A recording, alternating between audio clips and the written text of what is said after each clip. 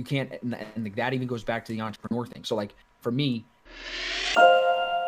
I would say right now is one of the scariest times in my life because I am off on my own with more financial uh, expenses than I've ever had.